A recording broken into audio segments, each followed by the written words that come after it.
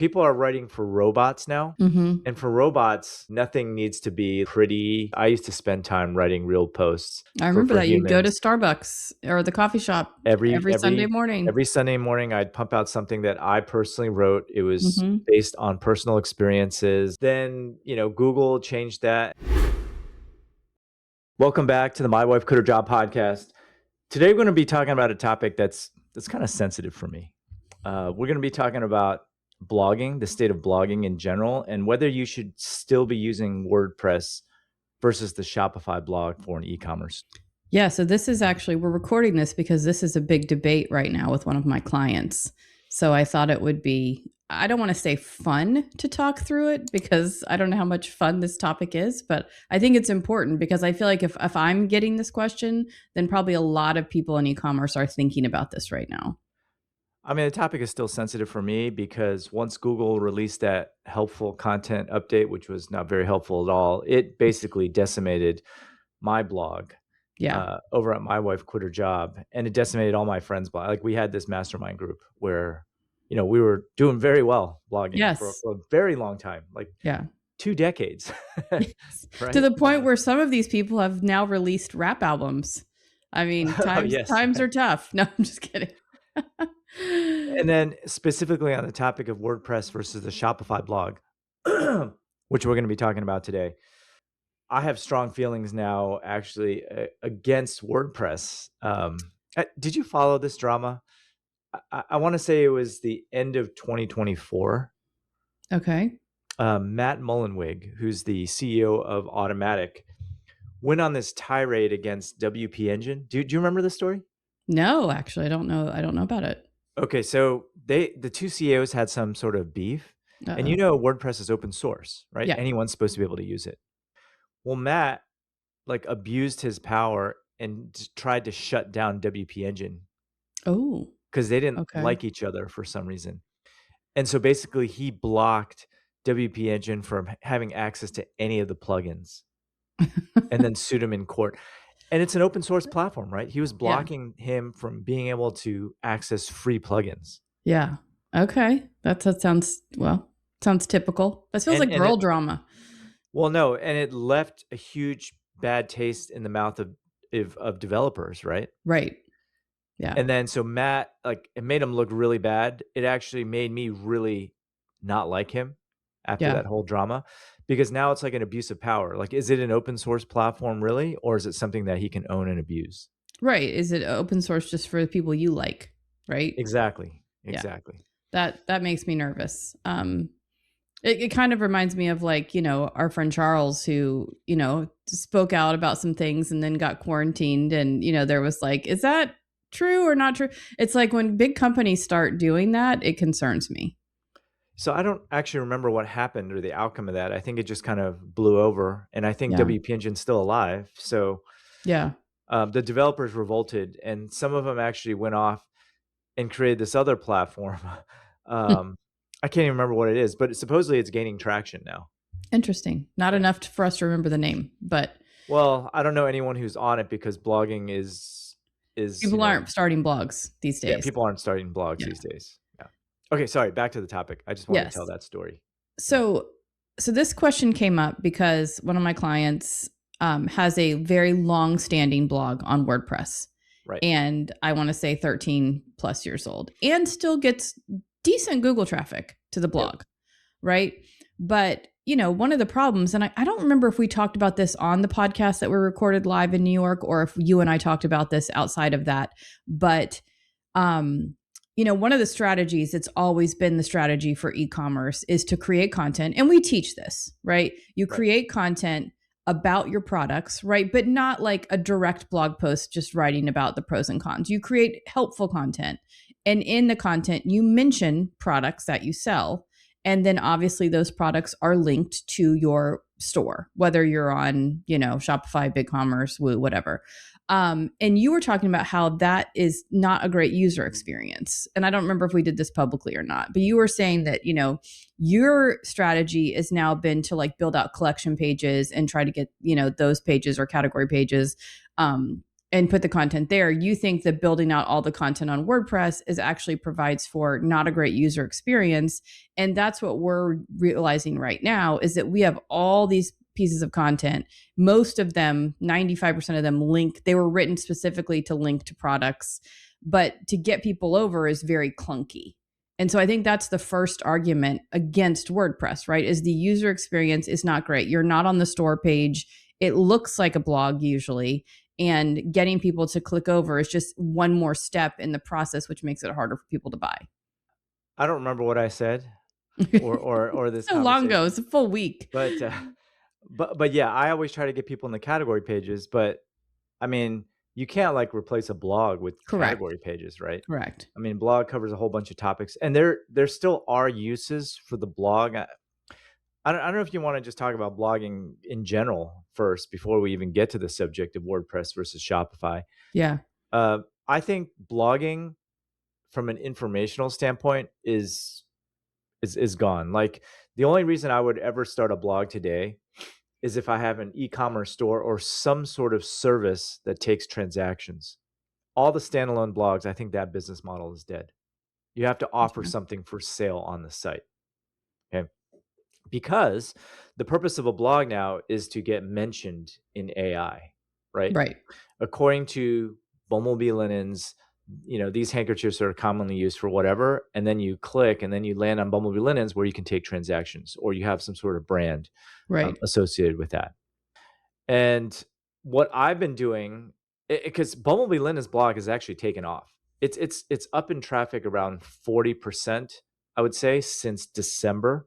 Okay. So in half a year, it's up 40%. And I think it's up that way because Google is favoring blogs that are attached to real businesses, Yeah. right? Whereas my wife quit her job, the opposite has happened. It has dropped 40% Mm-hmm. since the beginning of this year. Yeah. So I don't think I could collapse all of that content that's ranking into a category page though, right? Correct. Right. Yeah. Yeah. I was Yeah. more talking about the user experience of someone landing on a blog and then having to click over to buy the product, not necessarily the whole like if that's one strategy switching for the other. I see. I mean, one thing that's popular right now is advertorials, right? They land Mm-hmm. on a blog post, which is really just an advertisement, a long form Yeah. advertisement. Yeah. And I'm thinking about who do we meet that just did this? It was some beauty product. Simon, I thought Simon was talking about this. Oh yeah. Simon was talking about it. Yeah, it was some I can't remember some Yeah. male beauty product, right, or something. No, hair product. Yes. Hair product. It was, yes, to make your hair look fuller. Right, to make your hair look fuller, and it was just this page that, like, it didn't review it, but it just kinda talked about the Right. different factors, and at the end, there was, like, an add to cart. I mean, that still works very well, obviously. Yeah. So I think back when you and I, when blog, before video just took over, when we talked about like, hey, you should create a blog, you should be writing content, all that stuff. And we're not saying that you shouldn't right now, but we always recommended WordPress because back in the day, WordPress was really far superior to Shopify. And when I had my jewelry business, I just didn't want to deal with WordPress. So I set it up on Shopify. So I had all this WordPress experience. And, then I was blogging on Shopify, and there were a ton of limitations in Shopify of what you could do. You could basically just type. You Right. had minimal option, unless you could like HTML everything. You basically couldn't do a lot of the things in WordPress, which then gave WordPress a lot of superiority to just the straight up Shopify blog platform. That has changed over time. Also, I think back then, and you can correct me if I'm wrong because I've never been an SEO guru, but WordPress seemed to outrank Shopify even if the content was the same. WordPress just was more favored by Google. I don't know if that's true, but I don't think the Shopify blog platform has really come that long of a way. Well, it What used to be WordPress you couldn't even put alt text in your images, right? Like is you that really true? could. Yeah, I back don't remember. back in Yeah. 2015, you could really just text, picture, um, you know, H1, H2, H3 tags. Yeah. I mean, the biggest advantage of WordPress back in the day was the plugin library, Yes. right? The vast plugin Yes. library. There's a whole bunch of shortcuts for stuff that I was doing. Yeah. Like a table of contents is the example I always use. So I could Yeah. automatically put together a table of contents. Yeah. And for that reason, it made sense to use WordPress because there was a plugin for everything. There was a caching plugin, there was an SEO plugin, a whole bunch of different things that automated a lot of stuff. Yeah, things like Link Whisper, Oh yeah, tools that allowed you internal linking. to, yeah, just so I think there was a lot of streamlining available in WordPress that in Shopify, if you couldn't code something, you were pretty much stuck with their basic features. Yeah, yeah. But the other disadvantage for Shopify in particular was that you needed to put a WordPress blog on a subdomain. Yes, You could not that put was that the in a big folder. one. And that was a huge disadvantage, but, back in the day, at the time, it was okay because Yeah, WordPress had such a huge advantage yeah. with plugins. So, but things have changed. Dun dun dun. Well, okay, so first off, the nature of writing, like, not even talking about advertorials, the nature Yeah, of writing has changed. yeah. People are writing for robots now, Mm-hmm. and for robots, like, nothing needs to be, like, pretty. Nothing needs to be, I don't know. This always like gets me because I used to spend time writing real posts I for remember for that you'd go to humans. Starbucks or the coffee shop Every every Sunday every morning. every Sunday morning, I'd pump out something that I personally wrote. It was Mm-hmm. based on personal experiences and stuff like a normal person would like to read. But Yes. then Google changed that, and now with AI, it's like question answer, question answer, question answer. Yeah. So, I mean, if that's going to be the case, like, who cares what blogging platform you're using now? Just go with the easier one. I don't know. What's your opinion? I don't know. I mean, I'm trying to remove myself from the thought process because I still read content on the internet. Like I would much rather read an art like I consume a lot of travel content. I would much rather read a travel piece than watch a video because I don't want to watch through like, you know, 22 minutes of something. I want the highlights. So I still there's a lot of things that I still read on the web, but I would say from a streamlined perspective, I don't think there's any reason to put a blog. If you're starting out, there's no reason to put the blog on WordPress if it's an e-commerce business. I would just put it on Shopify. Let me ask you this question: when was the last blog that you've read Probably like 2 days ago. from a like smaller creator, not like a mainstream publication? Yeah, from like, traveling with the Williams or something. I don't even know what the URL was. That's Amazing. yeah. Okay, it's probably been like, I don't know, many years since Yeah. I've read a blog post. I read blog posts all the time for travel. And I also still read like food content. All right, second question then. How do you find these? Do you find them through AI? Do you find them through Google? Or is it just someone you followed for a very long time? It's usually no one I've ever followed. Um, Ah, it's almost always through Google search or AI search. Um, but I just don't want to watch like I don't want to watch a full video on something. I want to read about it.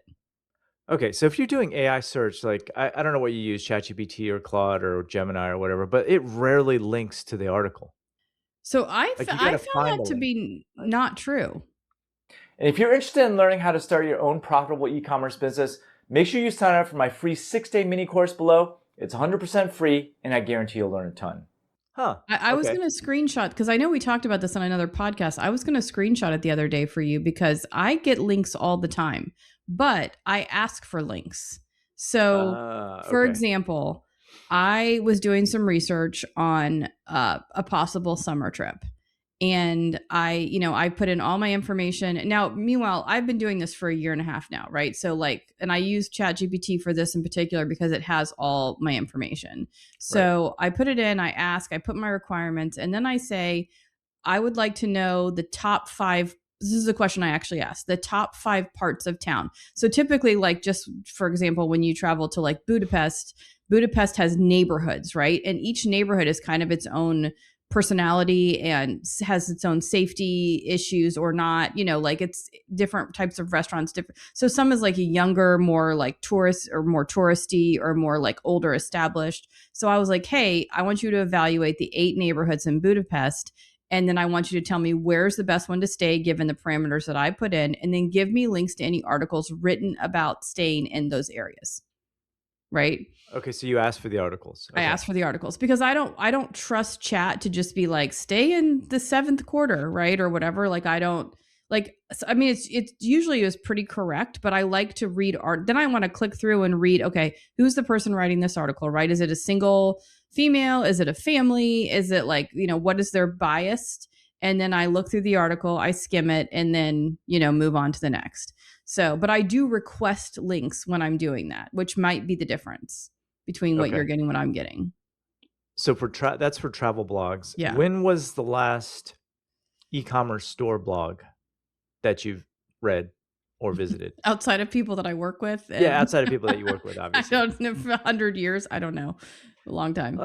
I don't know about you, but when I see something in ChatGPT or Claude about a product, like, I almost never click through. Like, you have to kinda hunt and peck for the link. Like, it's there, the link Yeah. is there. Yeah, it's also very small and, like, grayed out and hard to see. But plus, So, even when I click it, it's like a mound of text, right? Like, okay. I don't wanna read all that. Yeah. I'd rather just get the answer, and so, that's why I was just curious, like, if people even read blogs anymore. I think I they don't, do. but I think they do. My blog traffic is actually up. is it really? Okay. Yeah. But it's very specific posts, right? Like certain posts, and the posts solve people's problems.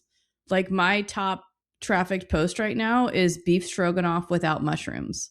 So Are they I'm sure, pictures and stuff? Pretty yeah. pictures? Okay. Not actually, the pictures are terrible. I've actually talked about since I've seen it like uptick, I'm like, "Oh, I need to make this again," but I haven't eaten this in like 10 years. But it solves a problem, right? If you don't like mushrooms but you want the creamy beef and noodles, like you have to have a way to make it without the mushrooms, which is a fundamental part of that recipe. So I'm solving like a very specific problem for people. Another one of my posts that's back up in this is the ant post, right? Summertime, people have ants, they want to get rid of them, right? Okay. So it's all the problem solving posts. It's not the let me, spend a day with me as a person who works from home in marketing, whatever. Um, so yeah, but I think it's that problem because people want to get the whole story for solving the problem. I think that makes sense. Like, the Yeah. posts that are kicking butt on Bumblebee Linens right now are all the gift guides. Yeah. Because it's So, wedding gifts for the season. bride, gifts for the groom, Yeah. second year wedding gifts, which is cotton, right? That's a second year, like they're on their second year of like Oh, not second second. marriage, is that Yeah. what you're thinking? Yeah. I was like, You've "Ooh, been divorced, like, 4 yeah, times, yeah. so That's a good article. You need to write that. What do I get someone who's on their fourth marriage? so those have been good because guess what the top 3 products are on Well, those I lists, right? wonder. I wonder what Yeah, those would be. and so those Yeah. steer people over towards the store. Yeah. Um, although you know what? Come to think of it, I just haven't spent a lot of brain power on the blog part of it, but I Yeah. should probably make those, like, direct add to cart links that take you straight to the shopping cart, Yeah. in retrospect. So yeah, I definitely I'm not gonna ever argue that like, oh, blogs are on the rise. Like, no, that's not the case. I think certain things will weather the storm. But I don't think it's like, in general, blogging, no, make video. Like, period. Actually, let's talk about that real quick just in case. I still occasionally get questions about blogging, Hmm. so how would you prioritize the blog? Like, if you have clients, right? Yeah. Yeah. If you were to start today, how would you prioritize, this client who now has a YouTube channel versus her blog? YouTube is the highest priority for us. Uh, okay, so where does blogging fall in that priority today? Because you guys have been talking about it clearly. Well, we just said this is why we're having this podcast is that we're actually not going to write any more blog posts on WordPress. They're all going to be on Shopify. Oh, you're switching over. Well, so we're not migrating. You're not migrating. Not Okay. migrating. I So one of the things that's making me very nervous about migrating, which I am probably overreacting, but so I'm going to preface this with that. But we have a blog that has 12 years of authority, right? Hundreds of articles. The blog drives revenue, right?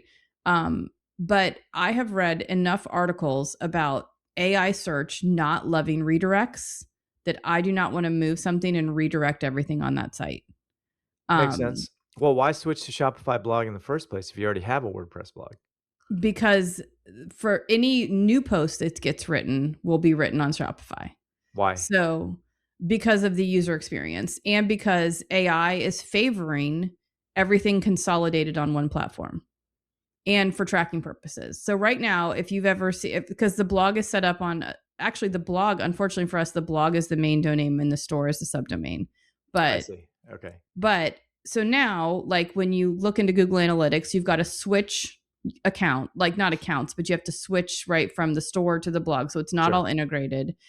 It's very tricky. It's hard to measure anything with Meta, right? Like to get how the Oh, are blog, you the driving sale, people to the blog post? we're driving people to the blog posts because our blog posts are like advertorials, right? How do I I see. teach my kid to read? Right. Well, here are the 16 steps you need to teach your kid to read, whatever it is, not 16, but and also here are all of our products that help you teach your kid to read, right? Here's because also the client is kind of famous in the homeschool community, right? So people would want to know her opinion on how you teach a kid to read. You Okay. know what I'm saying? So kind of like if you're Steph Curry, right, and you want to teach people how to shoot threes, like people are going to be like, how does Steph Curry shoot a three, right? So the search would be like her feedback and her. She's also got the credentials, right? A teacher, a degree in curriculum development, like all this stuff, right? So she's got the authority, the degree, the publishing company, all the things. So we're starting to drive traffic to the blog to get people, either on the email list to click over them, like at least we can hit them with the abandoned cart, anything like that. But the attribution is terrible, right? Yeah. When you send someone to a blog and then to Shopify. Two, the user experience, like when you land on the blog, it's really clear you're on a blog, like whereas if you land on a Shopify blog, you're on a store. And everything that I've read and everything that the ads company has read is basically like all the tools favor if everything is like in a unified, ecosystem. So they land on a Shopify blog, the store is on Shopify, everything's together. You can literally put add to cart in the blog post basically, right? So you're like, there's less jumps for people I to mean, you can less do that hoops. on WordPress too. You can, but that gets weird because it's not like then it doesn't look like a blog, right? Like it just the I don't know, the whole system is not great. So yeah, so that's what they've decided to do. Okay.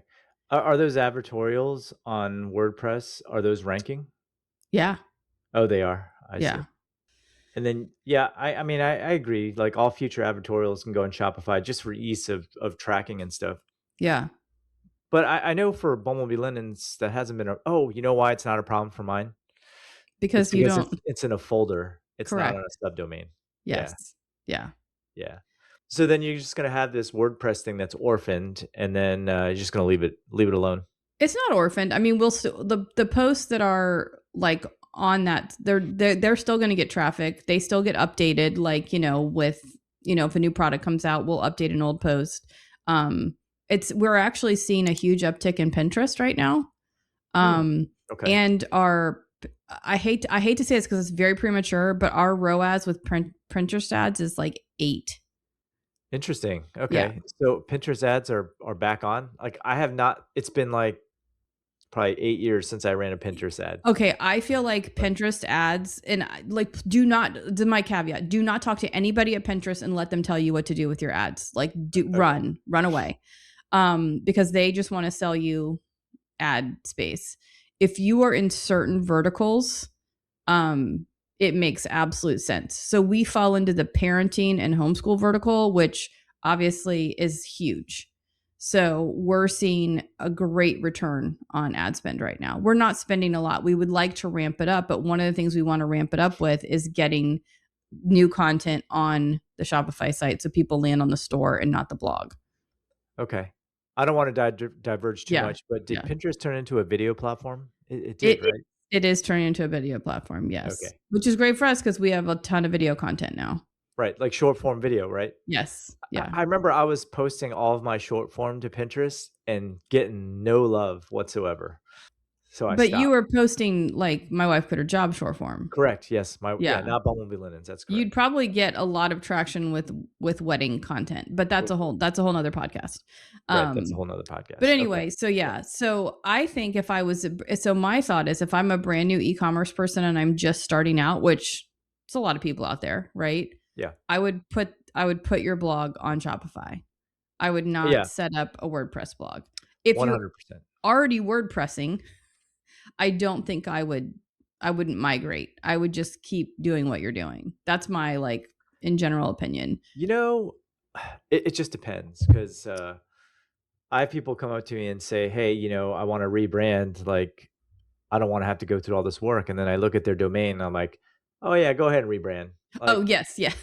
you know what I mean? Like your domain Yes. isn't strong Yes. at all, Yes. so you can do whatever you want.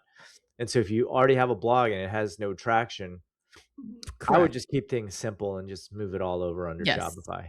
And I think the main argument for this really is that everything that I've seen, well, one, the tracking. So I think that's the reason number one. But the second thing is that everything that I've read is basically saying that AI favors everything in one spot. So they don't like that, you I don't know. know if that's like inadvertent, I think. You think? I mean, I just know Google likes blogs that are like I said, right? If you're selling something on that Yeah. domain.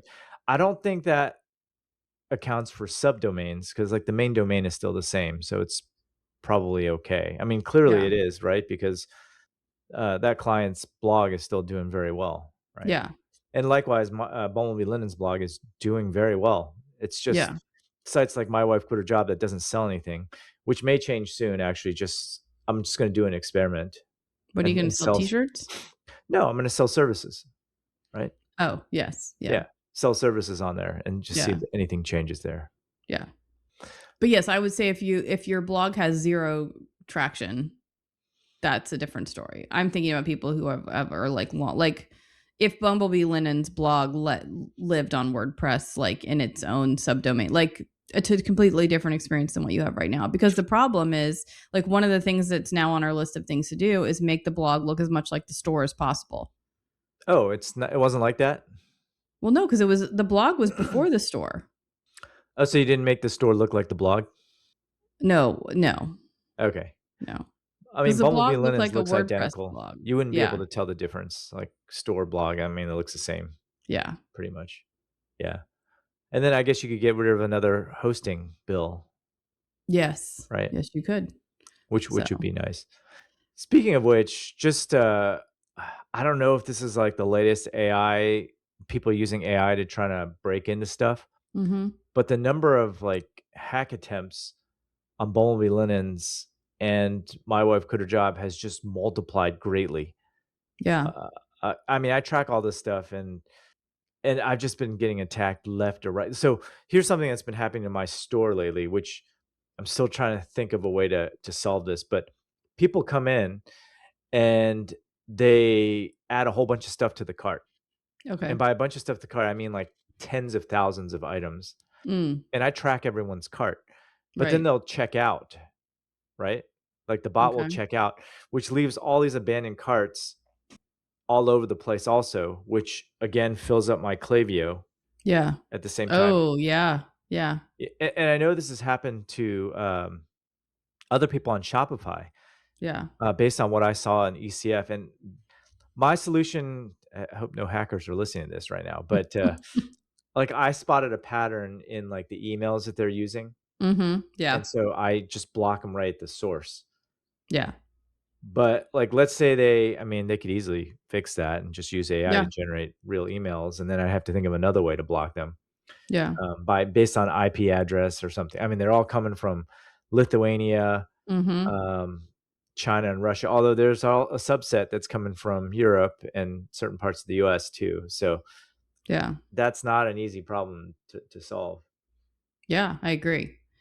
So, So I got off okay. topic. We were talking about Yes. blogging. Yeah. Okay, so here's the other thing that we talked about this week with my client, which is this is a little bit of a left field, but I think it's also relevant.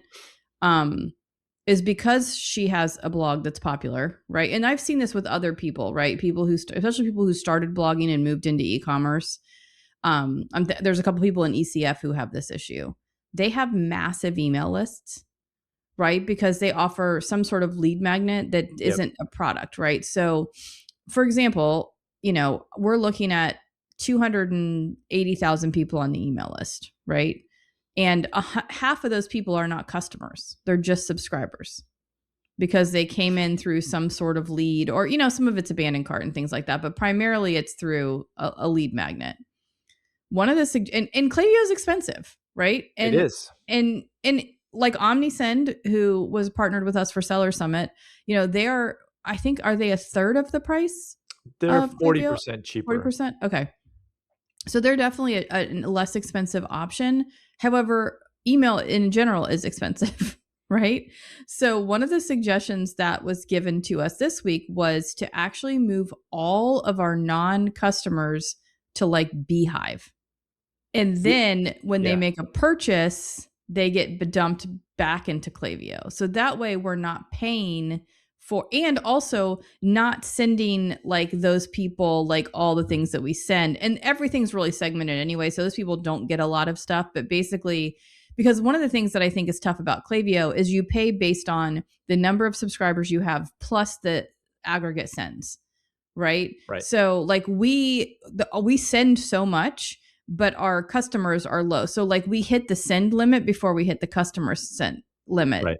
Right. So by like pulling all those people out, it's going to also decrease our sends because these people aren't just going to be accidentally included. And then, once someone makes a purchase, then they can go into the more expensive email bucket. I don't know how I feel about that. Yeah, that's a tough one because now you have two email platforms that you got to deal with. Management wise, terrible, right? Like full disclosure, like this is a like not a streamlined approach at all. This would be a cost cutting approach. And then you would have doubles, right? So if someone bought and they were on Beehive, they would be on Klaviyo. Yes. So we'd have to remove them from Beehive in theory. Or leave them, I guess. Yeah. Right? In case they still want to get the blog content, right? Right. Because I assume you're not sending the blog content anymore to the people on Klaviyo. Well, that would be the thing, right? Is then you don't really send it. However, I do feel like our Klaviyo, like our customers love our blog content, like our once a week blog post or the once a week content based post. It's usually video now.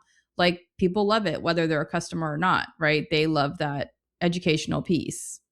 Here's what I would do, because I know Klaviyo is really expensive. Like I have friends that are spending almost 10 grand a month on it. Yeah. Right. Yeah. I don't know what your bill is, but I would use something for the blog. I've been considering doing this with my wife quit her job, actually. Okay. In fact, I already have it implemented. I just haven't. Moving is a pain in the butt. Yes, but, it is.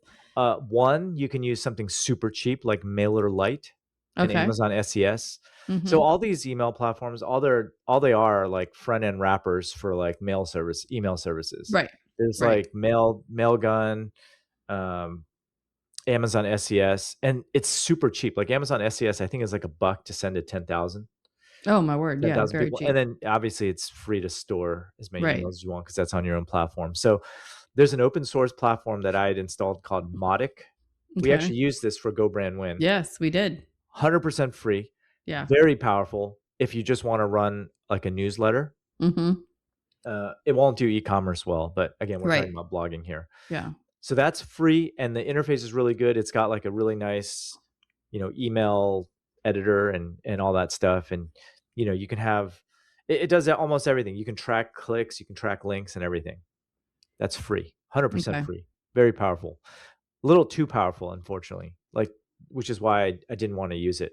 Okay. Like it's a little more complicated to get set up and everything because it supports everything, like all the bells and whistles. MailerLite is another one which I think recently started charging for, but I think way back in the day you could just pay a small fee. But all it is it, and Sendy is another one. Sendy is another one. A really small wrapper. You just pay for the sends, which is 10,000 for $1. Right. And if it's just a blog, that's good enough. How hard are those to set up though? Like for a regular person? MailerLite and Sendy is pretty straightforward. Yeah. To do. Mautic is a little more involved. Like it took me like a weekend to get that thing set up. Could you set it up using Claude or Chat as your assistant? Does that make it any easier? Well, Sendy and MailerLite are really easy. Yeah, I know MailerLite's like we have people Mautic, in the course use that. I don't know. I've never tried. So I mean, Mautic is easy too. Supposedly, there are just too many options for me to sort through, which is what the problem was. Yeah. Right. Like setting it up and everything, getting it up is easy. getting it to do what you want, you have to sort through menus and menus and menus. And I don't even understand what half of the switches do, right? Which Yeah. was the problem. Yeah. Yeah. So I consider doing that because my blogging email bill is actually still quite high. Right. And that's one of the things is that if you are creating content, and I mean, I think if you're going to create any kind of content, you have to have a lead magnet of some sort, right? You Yeah. can't just rely on like abandoned cart or browser abandonment. So you have to have something. And it's like, when you're doing that, what do you start with, right? Because Klaviyo is so expensive. And if your store's not making a lot of money, do you want to be putting all that money into paying for services? Well, would your client ever sell ads in the newsletter? Possibly. Okay, if that's the case, I would go with like a Beehive Yeah, or Beehive integrates. Orchid. That's definitely not a core business though. Like that is definitely oh yeah, maybe we try it, kind of thing. Well, I mean, 280,000 subs, you could charge a lot of money Yes, for we that, could. We could. right? Yeah. That'd very quickly be a revenue stream that'd be on the radar screen at least. Yes. Well, also like, would we sell ads to the people that are, so I spent a lot of time this last weekend, like deep diving into the list and just trying to figure out like who we need to get off of it. And I found a bunch of those spams, right? The abandoned cart bots. And yes, they do have a pattern. Anyway. Oh, you guys had that problem? Yes, we do. Not to the extent that you do. Okay. But I did, and it happened all on one day, April 15th of last year. Okay. And I actually used Claude to help me figure it out. So if anyone wants to What was do the this, solution? I just suppressed everybody. But Oh, I no, I didn't basically, mean that. I mean, like, how do you block it at the source? I'm not that level, Steve. That's your Oh, level. okay. But it didn't happen again. It happened on one day, which I thought was interesting. So on one day, we gained all these people, right? And which is what triggered me to dive into it. And then I was like, oh, and they all have very similar patterns in their email. So anyway, it's definitely something worth like throwing into like an AI and asking if there's any like unusual spikes, because that's how I found it. You know what I found out from a friend also who works at Google? They actually, Google sends out bots to go through checkout Oh, interesting. to make sure that like they check, they know, like they check your payment options, they check Yeah. your shipping and whatnot, and that information they use somewhere, Yeah. somehow. So But not 4,000 of them at no, the not same for that. time. That's definitely malicious. Yeah. And yeah, see, it seems like Shopify should be the one trying to solve this problem, I agree. not you guys, right? I mean, you Right. could easily fill up your whole entire Klaviyo quota Yeah.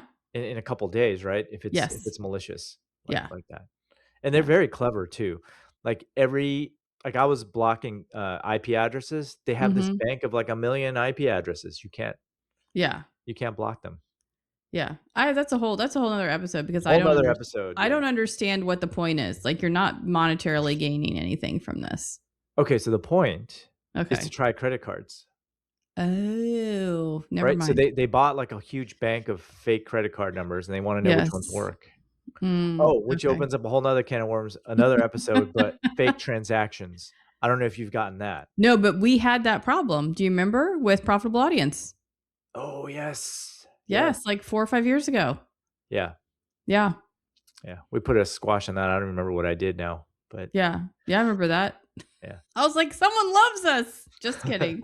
It was a lot of money, but then the chargebacks came. Yes. That was no fun. Okay. So wrapping up our we went a little off topic, but I think it is all about content and creating and audiences. My stance is, if you're just getting started, or if your current WordPress blog is like making no impact, right? You have no authority, you haven't, you don't have a lot of content in there, I would just start blogging on Shopify.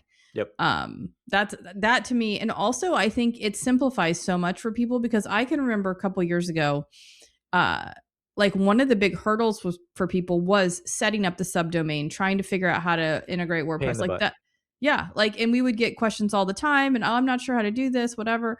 Like, so I think if this is definitely a hurdle for you, like, it's not a hurdle anymore, because you will not, I don't think, lose anything by putting everything on Shopify. I think it's actually I would almost say it's better, especially if you're planning on running ads and things like that.